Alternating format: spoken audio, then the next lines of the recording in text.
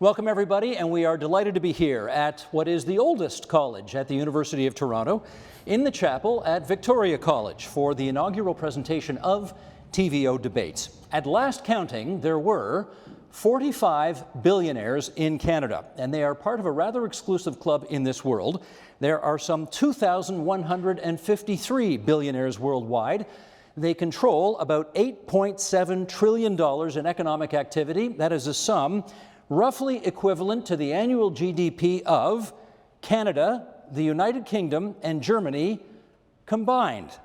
Such accumulation of wealth has stirred up some controversy, and tonight we have gathered 4 intrepid souls to take up a possible response to that situation and to this question: should billionaires be taxed out of existence? If you would like to tweet along with us, you want to live tweet this event, we'd be delighted if you would use the hashtag TVODebates. That's TVODebates. Okay, just before we start, we want to let you know that we did poll this audience here at the chapel at Victoria College for their views on the way in. So we've surveyed them now, we're going to have our debate, and then we're going to survey them at the end and see what transpired. You want to know how you voted? Yeah. I bet you do. Yes, indeed. Well, I have to say to this team here, it's a bit of a home game for you guys, okay? 59% said yes, tax billionaires out of existence. 20% said no, don't tax billionaires out of existence. And 21% were undecided.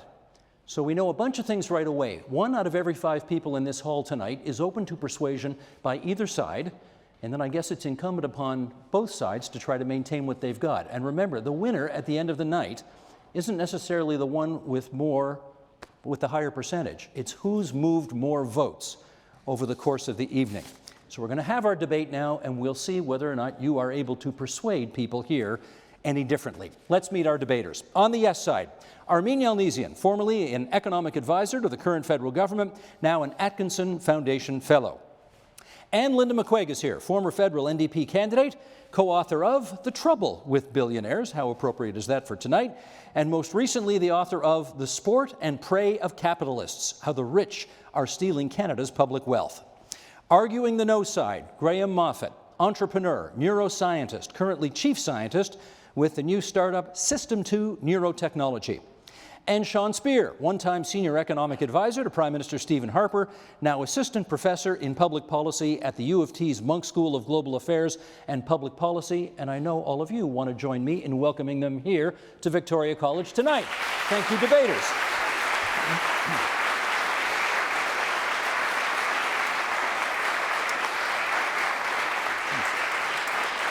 Okay. Let's basically get the show on the road here. You know our question: should billionaires be taxed out of existence?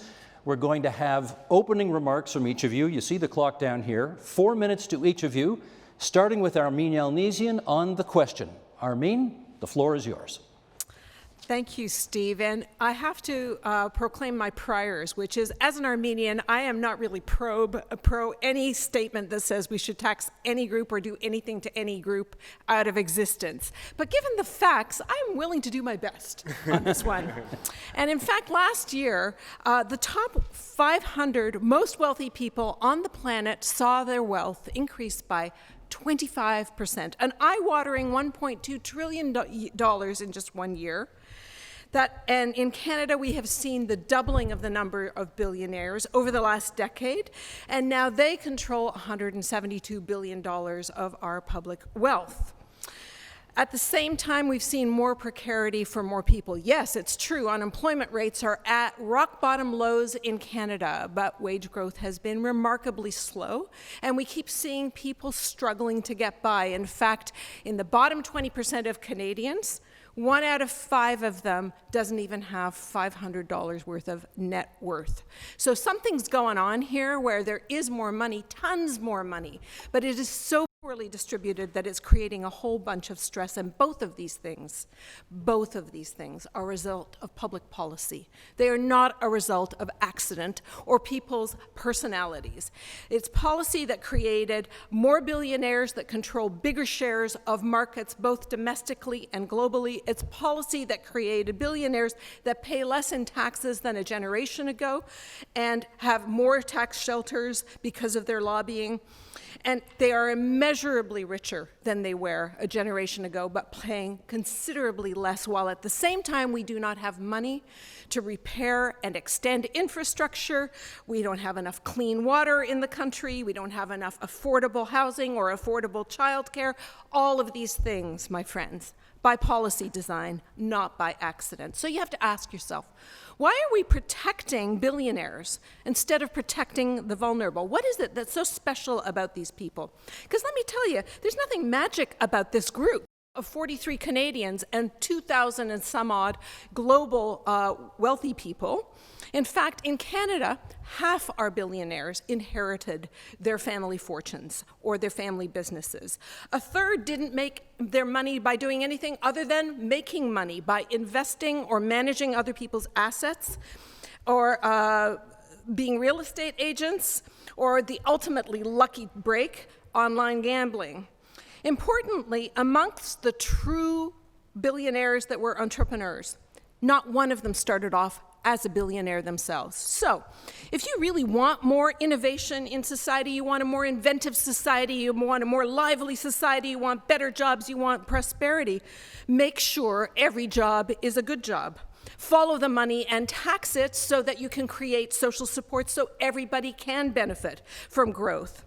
So we can maximize human potential, so we can maximize community advantage, so that we can make sure that we maximize the use of all of our public resources. And we can't get there by waiting to take it off the fumes of billionaires.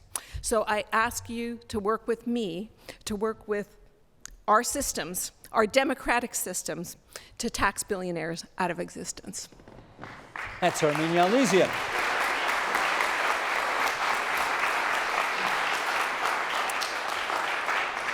Can I not only thank you for kicking this off, but for setting such a good example for everybody else by coming in to time. Well done, well done. Leading off for the no side, Graeme Moffat. Thanks, Steve. So before I accepted this invitation, I was pretty sure there was no way to win this debate, and that it might be fun to try, but it was going to be difficult. What I learned in my research was that, I think it surprised me a lot, defending this proposition will be nearly impossible for Armine and Linda, because they're up against an enormous weight of evidence. So, contrary to what you might think, things are pretty good in the world these days. Life expectancy is way up. Child mortality is way down. Global inequality, has declined for a few decades. Billions have risen out of poverty, and there are more billionaires than ever. These things are not just coincidental. As Brett House from Scotiabank pointed out on the agenda last fall, much of what we think we know about inequality is actually an imported American story. In Canada, after-tax inequality is lower than it was in 1970, and it's not rising. This is not to say that everything is great. I agree with Armine. Precarity is a challenge that we have to face. Generational wealth inequality is a challenge we have to face. Housing prices have more than tripled in Toronto in the last 13 years. There are real and important problems, but unfortunately, they're not related to billionaires. Would that they were. It would be so easy to solve. Second, some kinds of billionaires are better than others. And how many of each kind you have is both a reflection of how fast things are improving and what your economy is headed toward. We have a problem that should alarm us in Canada. There are 40 or 50 Canadian billionaires. There are actually 43 as of yesterday, so a couple of people are out of the running, unfortunately. But far fewer than that are in Canada. The top 5 billionaire cities for Canadian billionaire cities by wealth are Toronto, Montreal, Hong Kong, Vancouver, and San Francisco. This should alarm us. 3 of the 6 wealthiest Canadians made their money outside of Canada and don't live here. We couldn't even tax them if we tried. Don't forget that Elon Musk is Canadian. Their absence is not something to celebrate. The enormous economic value and the jobs being created and the taxes being paid by these expat Canadians are all elsewhere. Third, taxing billionaires out of existence wouldn't work, but even if it did work, the cure would be far worse than the disease. Income tax was originally a tax only on the rich and only to finance wars. A tax to eliminate billionaires wouldn't stop until the government had confiscated and nationalized most of the large private companies in Canada. This would destroy entrepreneurship. It would paradoxically increase foreign control of our economy. It would entrench large public companies even more so in stronger monopolies than we have now. Your phone bills would go up. Canadians across the board would be poorer and life would be more expensive. And fourth, even if it wouldn't work, let's imagine we try it. Taxing billionaires out of existence would add very little to government revenue, and it wouldn't pay for any major new programs. Within a couple of years, the economic impacts of this tax would reduce revenues by far more than they initially raised. Fifth, this focus on billionaires is a distraction from meaningful policies that could really make a difference. And finally, even if Sean and I fail and you decide you want to get rid of billionaires, your best bet to do so is the thing that's gotten rid of billionaires since the dawn of capitalism: market competition. Canada used to have newspaper billionaires, it used to have manufacturing billionaires, it had steel billionaires. It has none of these anymore. In 1990, the richest Canadian family was wealthier than any in the US, and 5 years later, their company and their wealth was almost completely destroyed. These people were all done in by markets and competition and not by taxation and regulation. When the future is uncertain and a bit frightening, we tend to look for scapegoats. And somebody says, your problems are caused by these people and they're conspiring to take advantage of you. Let's get those guys. Sometimes the target's latte-sipping, downtown elites, sometimes it's immigrants, sometimes it's billionaires. It would be so easy if it were billionaires to solve this problem. But as H.L. Mencken described this situation, there's always a well-known solution to every human problem: neat, plausible, and wrong. That's Graeme Moffat. Thank you, Graeme, for starting off for your side.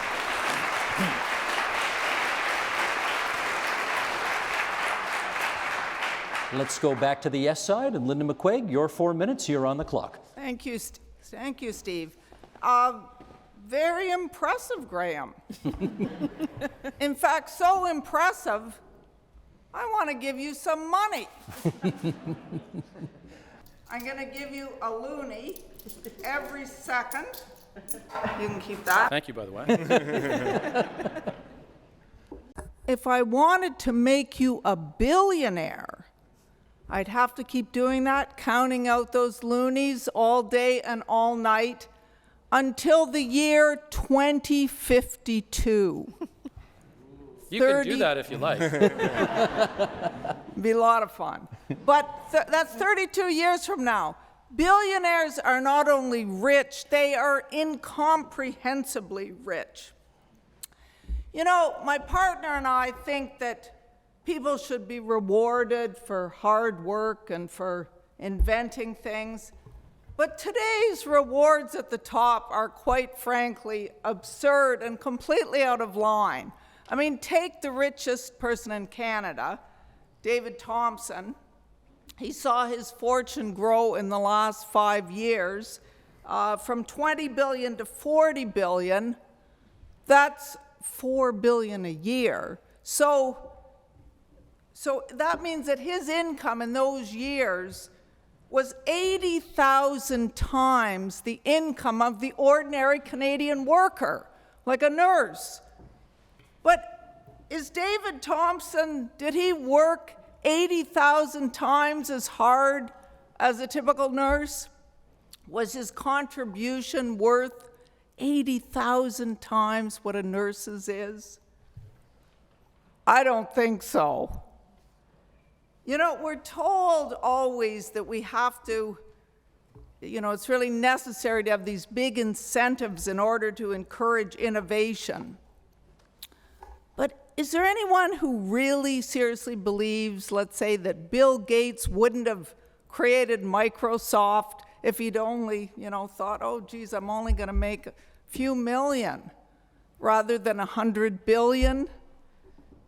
Imposing a wealth tax on the super rich would actually have little impact on the lives of billionaires, but it could pay for things that would absolutely transform the lives of Canadians, like free university tuition, housing for the homeless, investments in green energy, etc.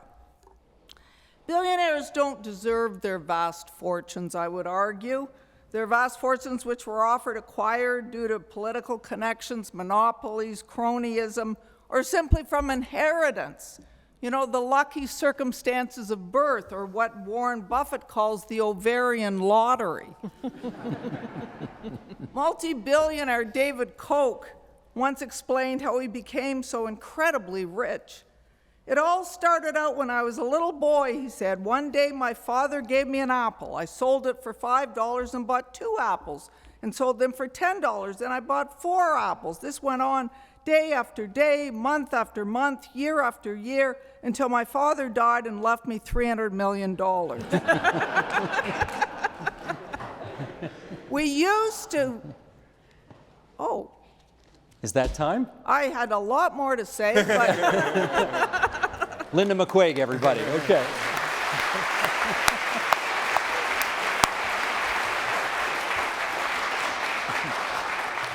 Just to let you know, this is just the opening salvo of the evening. You'll have lots more opportunities to advance more information.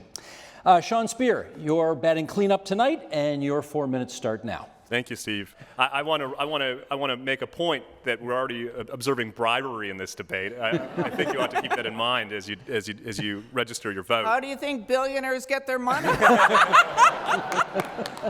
It's a privilege to be partnered with Graeme, whose only flaw is that he's from North Bay, not Thunder Bay. And it's also an honor to be up against 2 formidable opponents in Linda and Armine. Armine, in particular, is someone who I've gotten to know over the years. We disagree on many issues, but I have tremendous respect for her thoughtful and dispassionate public engagement. She once even invited me to her Christmas party. I'm sorry if that causes you grief on Twitter. Especially since I already don't envy Linda and Armine tonight.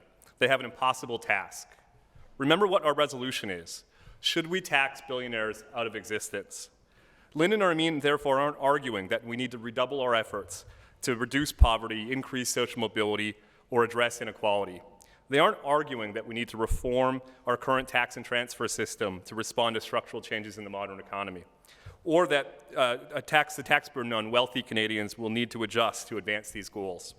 They aren't arguing about means at all. They're arguing about ends. They're trying to persuade you, rather, that it should be the government's overriding goal to eliminate 43 Canadian billionaires as an end in itself. It's a radical idea, and as Graeme and I will argue tonight, it's wrong. It's wrong for several reasons. Let me just highlight 5. The first is it's wrong to think that in a democratic capitalist society, most billionaires have earned their wealth through plunder. It's instead because they produce something the rest of us want. Bill Gates became a billionaire because he revolutionized computing. J.K. Rowling became a billionaire because she marveled us with her creativity and storytelling. The list goes on.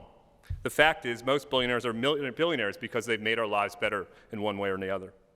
The second is it's wrong to think that we live in a zero-sum society. The attention paid to billionaires implies that their wealth is the reason that others are poor.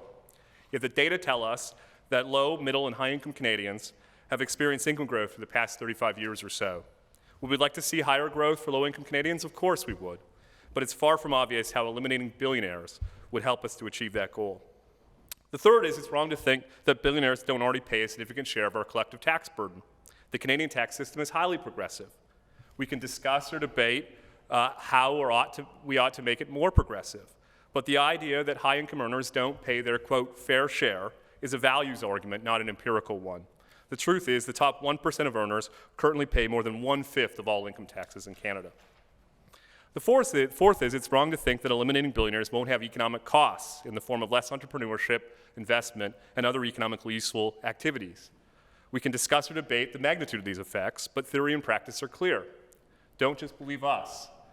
Look to France, which dropped its 75% super tax in 2014 because its then socialist government determined these costs were too high. But most importantly, the focus on 43 billionaires is a distraction. As Graeme says, we have real challenges in our society: poverty, regional economic disparity, the transition to an intangibles economy, and so on. We ought to be seized by these questions, yet none of them are solved, and in fact, many are exacerbated by a policy of penalizing billionaires as an end in itself. Let me conclude by saying that I share Linda Armine's concern for low and middle income Canadians. I've written extensively, for instance, about the challenges facing those without post-secondary qualifications or those living in rural places. I've also written positively about changes to the taxation and spending policies that would have the cumulative effect of enhancing progressivity. I actually think that we can agree on many ways to extend opportunity to those on the margins of our economy and our society. But taxing billionaires out of existence strikes me as the wrong way to get there. I wish Linda Armine good luck in persuading you I'm wrong.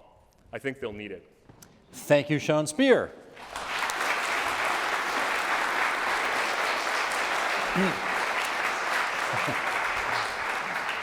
I'm glad to see most of you are still smiling. Okay, that's a good start. Okay, you've heard what your respective teams have had to advance at this stage of the debate. We're now going to move into round two, where we give each of you 2 minutes to respond to something you've heard from the other side. So Armine, again, we're going to start with you. 2 minutes to respond. Thank you. I thought these arguments were fantastic, though I didn't understand your causality thing, that somehow there being more billionaires was associated with less poverty around the world. There's no causality between that. That's like saying we're spending more on military and we've got less poverty, or we've got more, I don't know, patents out there and we've got less poverty. Maybe they're related, but you haven't proven your point. But I think Sean has actually delivered the more body blow to our argument. And I would say that you completely misread what it means to tax billionaires right out of existence. It isn't the people you want to get rid of, it's their income. It's that amount of wealth. So you could actually reduce them to $999 million and you would find that reprehensible. Honestly, I think if you were to tax them at a huge rate, they wouldn't notice it unless their accountants told them about it. It would not change their lifestyles. It would not appreciably change anything about what they're doing. But the money would actually address all of the things we've been talking about that need to happen if we're going to get to the next level of an economy that is high-functioning. High-performing economies and high-functioning societies don't happen by accident. They need policy supports.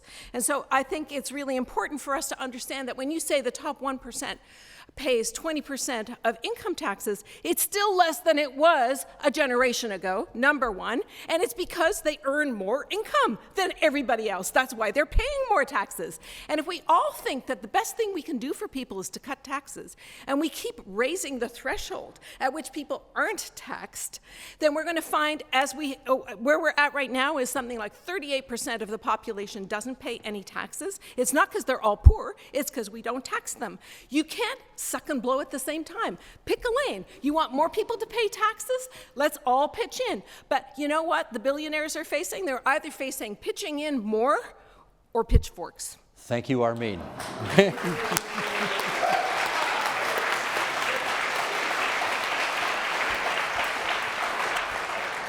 Graeme, you're going to respond first for the no side. You're on the clock. I congratulate Armine. She's understood my argument perfectly well. There is no correspondence between billionaires and reductions in poverty, except that they are both caused by economic growth. Billionaires don't create a reduction in poverty. A reduction in poverty can create billionaires. But in fact, the process underlying both of these things, and that is accelerating economic growth, the faster you get poverty reduction, the more billionaires you get created faster. It's that simple. You create a middle class at the same time. This is what's going on all over the world.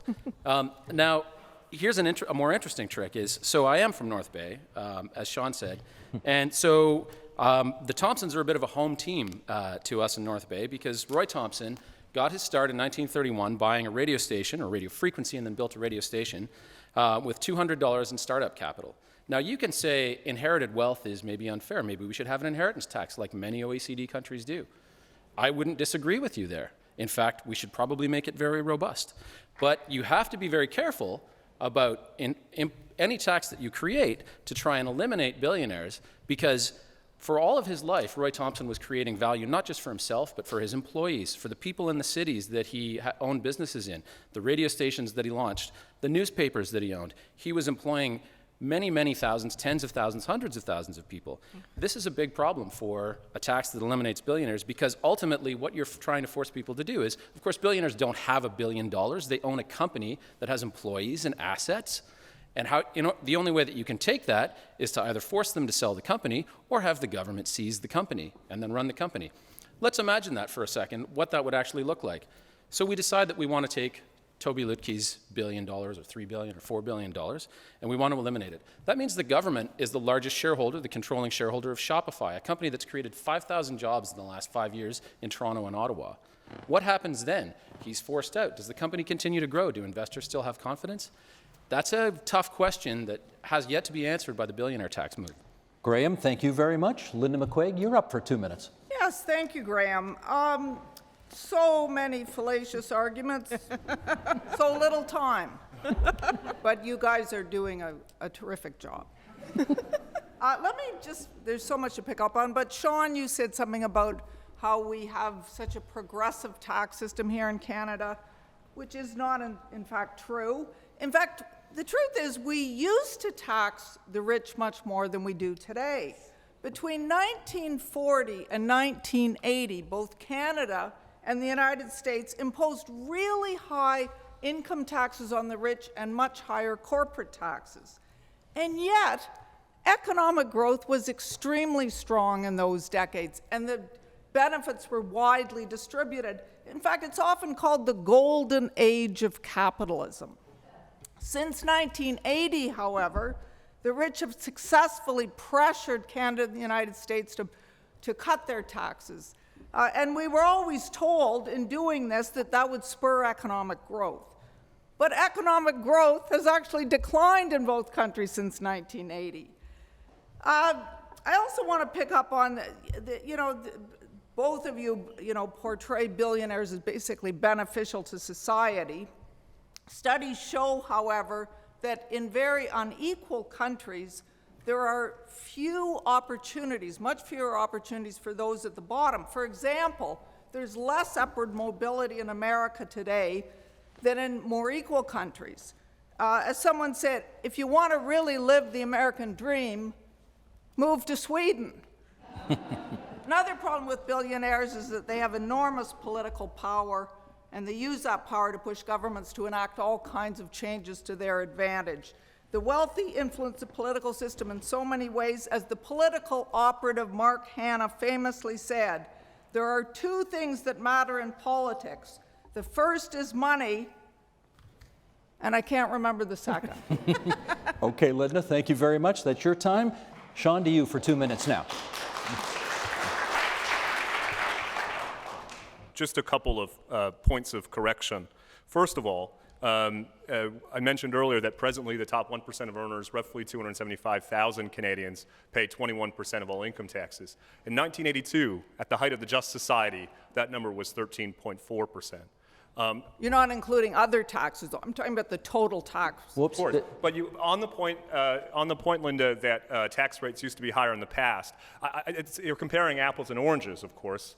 For instance, up until the 1960s and 70s in Canada, capital gains weren't even taxed. We had an inheritance tax. Linda, we got to give him his 2 minutes here. Thanks, Steve. So I think it's important to recognize that, as I say, there's a comparison of apples and oranges when we're talking about the evolution of taxation in Canada. But just on the point, I think that we've been circling around about the role of economic growth, wealth, and a rising middle class. It's important to observe that the rise of billionaires that we've observed, that both Linda and Armine talked about, are occurring in emerging economies. That's where we've seen the largest growth in the number of billionaires in the past 25 years. And that's been part and parcel of the reduction in poverty that Graeme referred to, and really the transformation of these economies.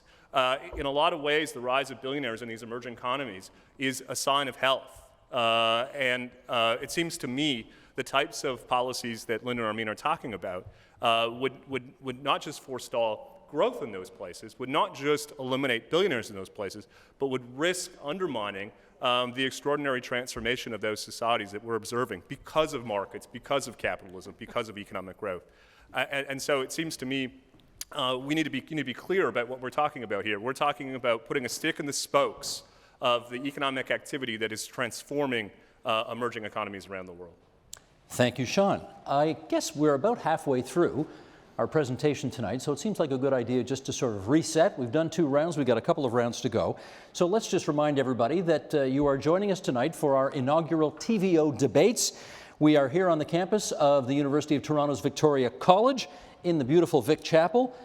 This is our first debate, and the subject is, should we tax billionaires out of existence? On the yes side, Armine Yalnizyan from the Atkinson Foundation Fellow, and Linda McQuaig, author of The Sport and Prey of Capitalists. Arguing for the no side, Graeme Moffat, entrepreneur, neuroscientist, and Sean Speer, assistant professor at the Munk School of Global Affairs and Public Policy here at the U of T. Now, I think we got a hint in that last section that you four kind of want to get at each other. So we're going to allow that now. Round 3 provides for you asking them a question and them then getting a chance to ask you a question. So Armine, again, you're going to kick off here. A question for whichever of the two gents on the other side. So it's to either one of you. Whoever wants to take this question is, how much is too much?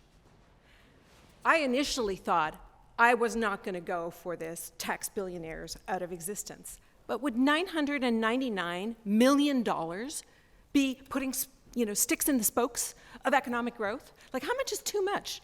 Bezos went from 1 million to 10 million to 100 million. He's now at over 100 billion. Would 100 trillion be too much for you boys?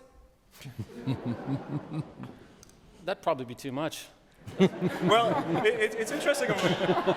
It's interesting, I mean, because in a way, you've taken my question that I was going to direct to you, which is, what in your view is a fair share? If 21% of all income tax in Canada isn't a fair share, at what point would you be satisfied? At what point would you move on to another issue instead of focusing on 43 Canadians? So I think you're mistaking that income taxes are the only way of addressing this. We're talking about wealth. We could be talking about estate taxes. By the way, estate tax rates are only by province now. We don't have a federal estate tax, but in Ontario, they've gone down. What else has gone down? The rate of taxation on capital gains, which is another way of capturing. What we don't have is a national wealth tax, right? There are so many different ways of capturing some of this, but what we've been doing is actually lowering taxes, except for the last couple of years, but even that little increase. In 1987, we went from 10 tax brackets to 3.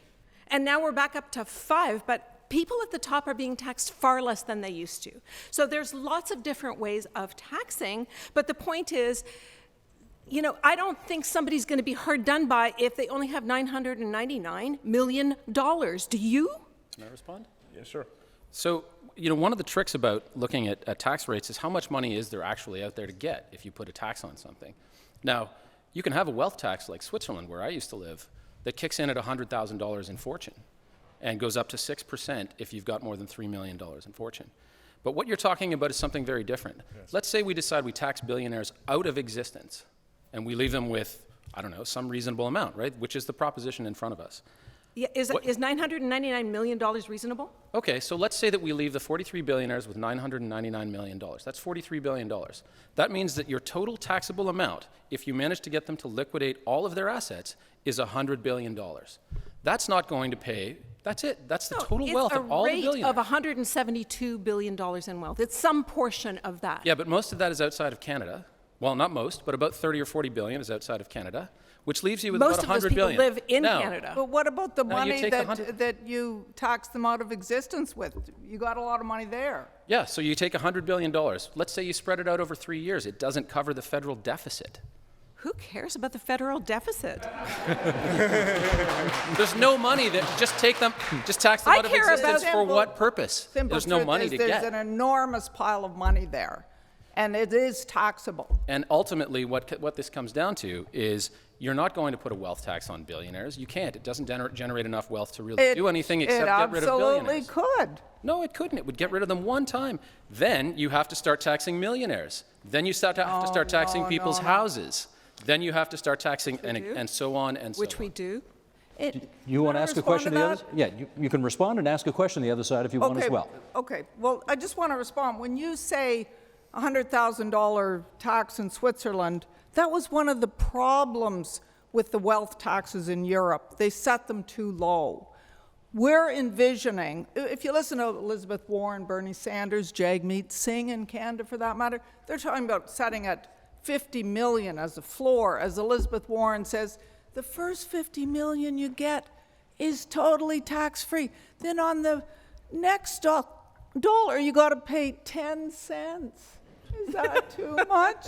So the point is, make it high. It shouldn't hit people at the lower end. The point is to prevent the continual accumulation of ever more wealth. It's a kind of snowball effect.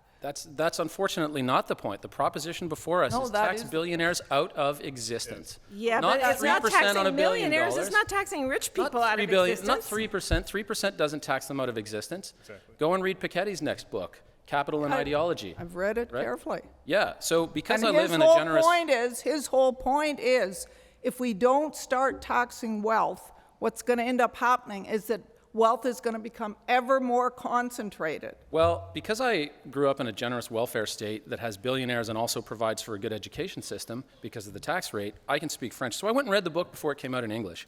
And what it actually says is something Showing very off, different. yeah. What it actually says is something very different. was It's pretty not good out in in English English. yet. And I'll spoil it for you. The tax rate proposed is 90% on wealth, around $1 billion. It's 50% on wealth of $2 million. It's 90% inheritance tax. It's not 3% on $1 billion.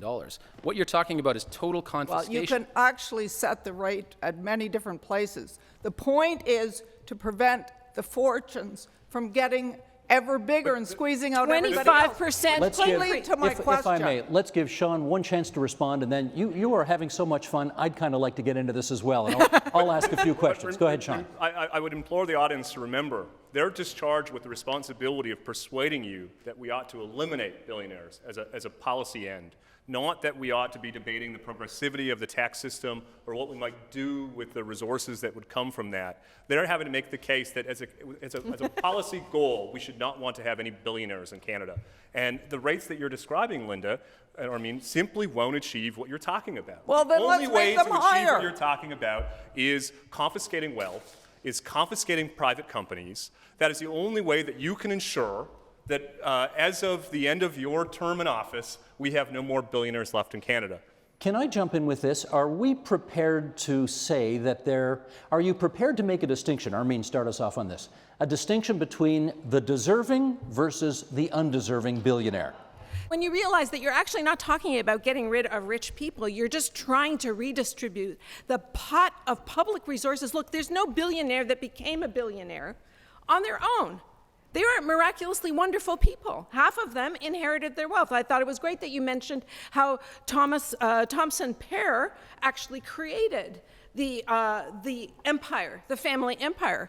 But I'm sorry, his grandson did not create that empire. He just keeps, what creates billionaires is growing market share of corporations. And those market shares are now global in nature. We started off by saying, in the last year, the 500 richest human beings on the planet saw their net wealth grow by 25%. I can't remember what 1.2 trillion. Like $1 trillion in 1 year more wealth. Why? Because they have more control over the market. They control more market share. That does not get you the secret sauce for the economic growth that we all want so that we can have a bigger middle class, so we can reduce poverty. Okay, let's let the other side get their digs in on this one. Do you want to make a distinction between quote unquote deserving versus undeserving billionaires? If the question is, do we want more dynamism and competition in the market, I think the answer is absolutely yes. But I wouldn't want to leave the audience with the perception that the Canadian economy is marked by these hereditary billionaires. The fact is... Half of them. I think Half of them. That's not the data that we found, Armine. In fact... Go look at the Forbes list. I did, last night. There are 43? 43. 43 of them. 8 of them inherited their wealth, and 35 are self-made. No, that's incorrect. It's One- actually That's what the 55%. Forbes billionaires list said. I got my information from the Forbes list too. Let's trade list information when we're done. The point is that where we agree is that we want more dynamism, we want more churn, we want billionaires, as Graeme says, to come and go. But we want it to be done by the market, by people in this room making judgments as consumers, not by the government confiscating And their by public policy that permits more natural billionaires to emerge from the bottom up.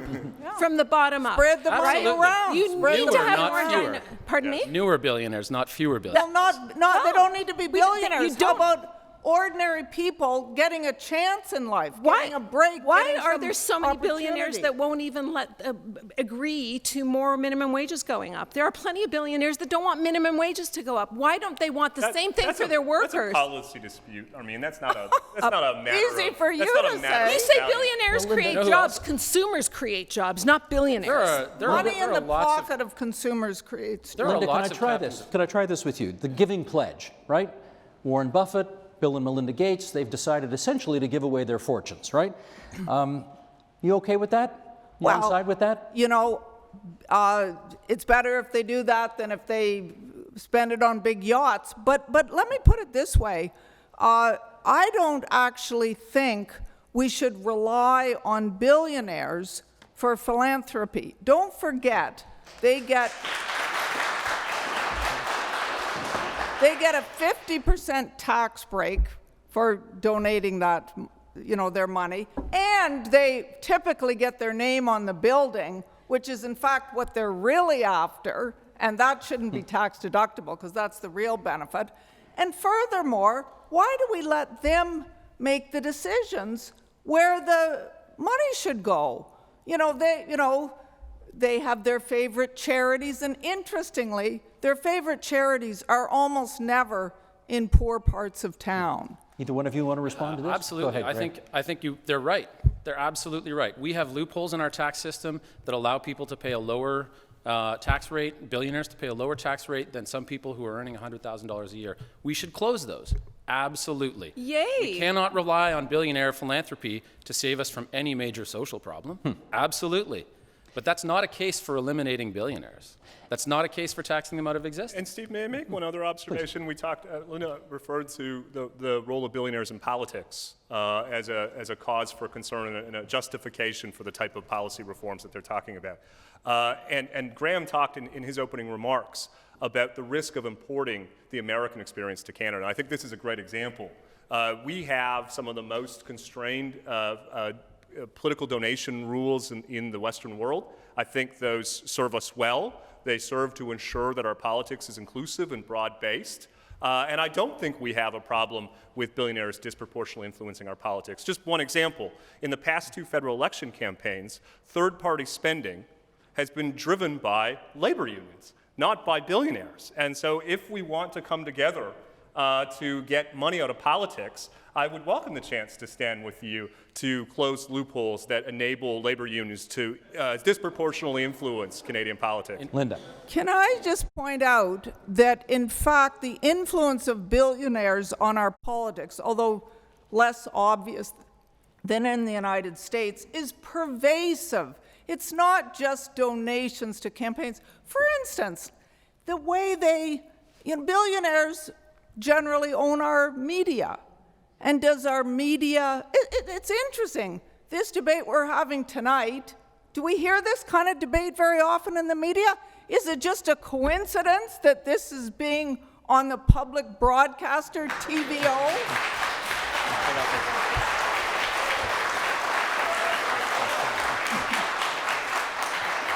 So I love a good economic conspiracy as much as the next Yahoo. So here's one for you, too. All of the transfer of wealth in Canada has been pretty much related to housing, almost all of it. Almost all housing-related wealth transfer in Canada has been to baby boomers. So, okay, boomer. Low blow. Now, the largest voting bloc in Canada, biggest beneficiary of this financialization of our economy, biggest beneficiary of the housing boom, at the expense of younger Canadians. Sean and I can't buy houses. Sorry, Mom in and Dad. Yeah, sorry, Mom. This is another narrative of inequality. I didn't know we there were are going to many get into narratives of inequality in Canada, wealth inequality. Billionaires is a tiny one. Housing is a giant one. I did not know we were going to go into that generational warfare tonight. That's different. But let me put this to the yes side. There are, well, let's take Sweden. Sweden's got a population of 10 million. Apparently they got 33 billionaires in Sweden. There are billionaires in Denmark, in Norway, in Finland. If there are billionaires in, I think what you would agree are some of the most wonderful examples of social democratic countries in the world today, why would getting rid of them, Armine, start us off, why would getting rid of them make things better? because, as I said at the outset, every billionaire is a policy failure, and every precarious household is also a policy failure, and the two are connected. So we are nowhere near Sweden's rate of having public resources available. Both of you want more economic growth. I want to see more robust and resilient communities and families. I think we're on the same page on this. There is a place to get more money. It's not through the GST. It's not through, to your point about an intergenerational wealth transfer that's about to take place when my boomer generation kicks the bucket, it's going to be the biggest in history. This is a moment to introduce an inheritance tax and then plow that wealth right back into helping the next generation on its feet and being, maximizing its potential, maximizing our community advantage, and maximizing public resources. And to your point about third party, that unions are a bigger player. What do unions want? They want better public services, better pharmacare, more pensions. What do billionaires want when they're lobbying government? They want tax breaks. They want tax breaks, and they want tax breaks. And they've been getting them, and we haven't been getting pharmacare. We've done our last couple of minutes here. So, down to our last couple of minutes, let me throw a bit of a cheap question at you guys, which is there a level of wealth that even you would agree is too obscene? Individual? Yeah. I mean, Mark Zuckerberg has acknowledged it's a little bit nauseating, the amount of money that he has. But of course, he doesn't have money. He has shares in a company that has assets, that creates things, that has revenue, that creates jobs for hundreds of thousands, if not millions of people. Drives sales on all platforms across the entire internet. He's revolutionized a form of communication with all of its downsides. Absolutely. There is room for regulation. There is room for taxation. But when you make the case that billionaires are, let's say, involved in politics to an unreasonable extent, that they want to limit the power of labor unions, you're making a case not against billionaires. You're making a case against business. You're making a case against big business in general. You haven't made the case that billionaires are in any way unique relative to large public companies or small public companies. That's a big problem, because if we're making the case against business, this is a very different argument. The fact is that billionaire-controlled companies outperform widely held public companies because they can look farther than the next quarter. They don't get into debt trouble in the same way. They grow faster. They create more jobs faster. Down to our last minute. You guys want to take it? Respond to that? I would just respond that, in fact, there is a very interesting study that looked at billionaires and what they put their, where they put their money in terms of policies and politics. And it was, there's a few examples like Warren Buffett who speak out against inequality, and that grabs a lot of headlines. But this study found that overwhelmingly, business, or not just business, billionaires who control many businesses support all the things we're talking about. Opposition to the minimum wage, any kind of action on climate change. The Koch brothers have done more to block climate change than anybody, even more than Jason Kenney. Who's not a billionaire, I would add. Yeah. No, but that's my point. Billionaires, and not to mention blocking workers having the right to organize, all these kinds of things. So in fact, they have been a very regressive force. Okay, that brings an end to the sort of formal part of our back and forth. And now we're going to give each of you 1 minute to kind of seal the deal in this room here today. And let's go in inverse order from the way we started. So Sean, if you would, 1 minute, you're on the clock. We've been spending our time principally focused on the 20% of you who are whose minds weren't yet made up, and I hope we've managed to shift you in the right direction. I'm afraid I didn't bring loonies. I regret that I didn't use that tactic. You'll think about that next time. I would just make two closing points. The first is, remember the resolution they were discharged to prove, that we ought to eliminate billionaires as an end in itself. They've made the case for greater progressivity in our tax system, a more generous welfare state, more public investments, whole range of things that I think we could find common ground on. But that's not the job put before them tonight. Their case had to be made around eliminating billionaires, and I don't think they've done that. Lastly, let me just observe that I think what they're actually arguing for is a much more expanded government and they're too afraid to say we're all going to have to pay more for it. They want billionaires to cover the bill. And I think in the end, they're not going to be successful in taxing billionaires or building the case for a more generous welfare state if they're not honest with us about what's really at stake here. Sean Speer. Thank you, Sean. Okay, Linda McQuaig, you're up next. 1 minute to you. Sean, you're so technical about wanting to define the terms. We define the terms. We are big thinkers. We're thinking more broadly about the issue, and I think the public is interested in the issue of should billionaires be properly taxed. And let me just say, Canada is the only G7 country that doesn't tax inheritances. So we propose that Canada should introduce an inheritance tax, which would only apply to the very rich. But with the money collected from that inheritance tax, do you realize Canada could set up educational trust funds for every Canadian child, so that every Canadian child on their 16th birthday could receive $16,000 to be deposited into a trust fund and used exclusively for education and training. As the American dream fades away, this would be an exciting new Canadian version of it, based on the notion that society is a community and everyone in the community should have a right to live their dreams. That's Linda McQuaig.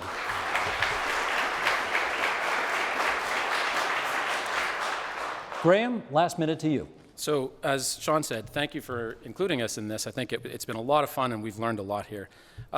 Japan has 120 million people. In 1989, it had one of the highest concentrations of billionaires in the world, and now it has one of the lowest. Its child and elderly poverty is close to the highest in the OECD, and it's rising. Sweden has 10 million people. It's a model of what high taxes in the welfare state can achieve. And it's become an international leader in sustainability. Sweden and all of Scandinavia has double the billionaire density of the United States, 3 times that of Canada, and 12 times that of Japan. There's a pattern here. A growing democratic country with a market economy will create prosperity. It will create a welfare state, and it will create billionaires. We don't yet know the recipe for shared prosperity in the new economy, but the recipe for shared decline is clear. Punish success by seizing private businesses, and entrench monopolies by limiting competition. Eliminating billionaires and cutting off your nose to spite your face. The answer isn't fewer billionaires, but it's newer billionaires. I'm out of time. I'll leave it with that. Graeme, thank you very much.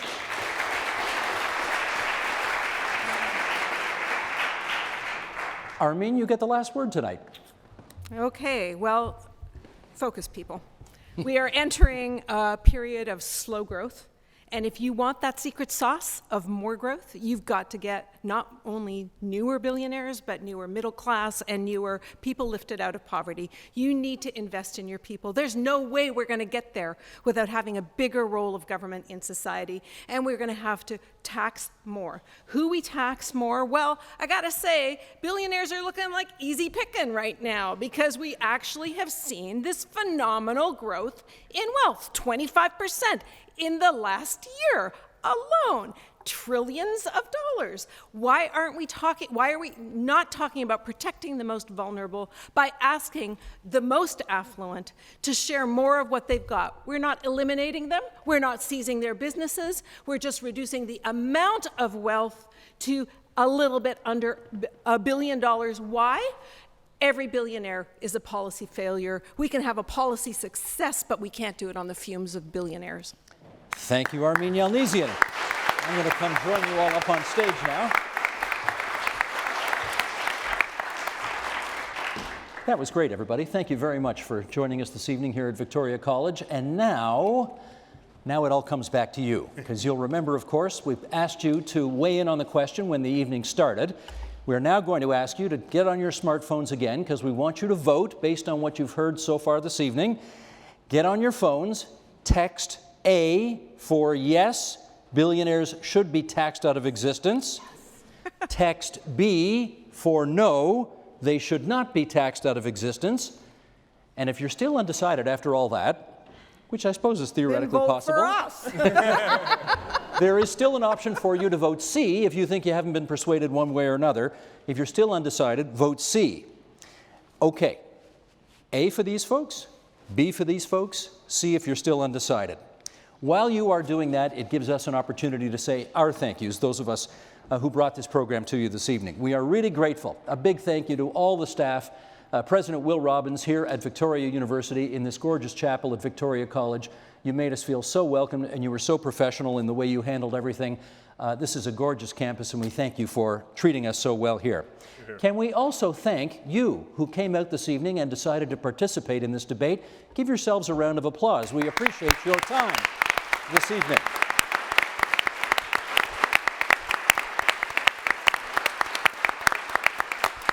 And I know you want to join me in thanking our 4 exquisite debaters for coming out this evening and so expertly arguing their sides of the argument. Thanks to Armine and Linda and Sean and Graeme. How about a hand for them as well, please?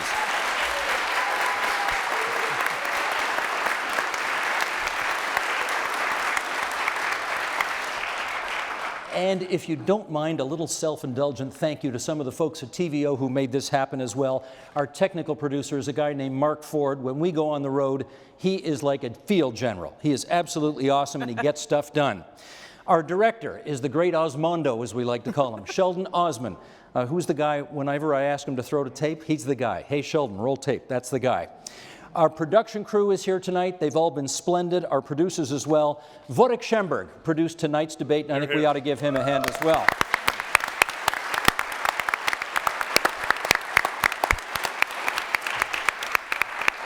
And can we also say, I don't know if it's on the signs there, but this is actually, how many of you know TVO signed on 50 years ago this year? This is our 50th birthday, serving the people of Ontario, and we are really honored to still be around 50 years later. Bill Davis, who was the Education Minister of the day, created TVO 50 years ago this September. So this is part of our year-long celebrating, serving the people, and we're really glad that you could be part of this evening. So a hand for all of that as well. Long live the Pokeroo! That's right. You got the numbers? Oh, okay. Thank you. I got the numbers here. Let's see whether tonight's debate changed any minds. I will remind you that the yes side at the beginning of the evening, 59% of you agreed billionaires ought to be taxed out of existence. After having heard the debate, that 59% has turned into 62%. You've moved the dial 3 percentage points. Well, the no side started the evening at 20%. They're now at 24%. Oh, here. You moved the needle 4 percentage points. A decisive victory. The undecided went from 21% to 14%. There are still 14% of you here for whom you are still undecided. The undecided win. So you move the needle 3 points, you move the needle 4 points. That's really close. You know what we can say? Well done, everybody. I think that's what we can say. There you have it. Okay. Thanks so much, everybody, for coming tonight. I'm Steve Paikin. We're really glad you joined us for our first ever TVO debate here at Victoria College. So long, everyone. Thanks a lot. Well done. Well done, guys. The Agenda with Steve Paikin is brought to you by the Chartered Professional Accountants of Ontario. CPA Ontario is a regulator, an educator, a thought leader, and an advocate. We protect the public. We advance our profession. We guide our CPAs. We are CPA Ontario. And by viewers like you. Thank you.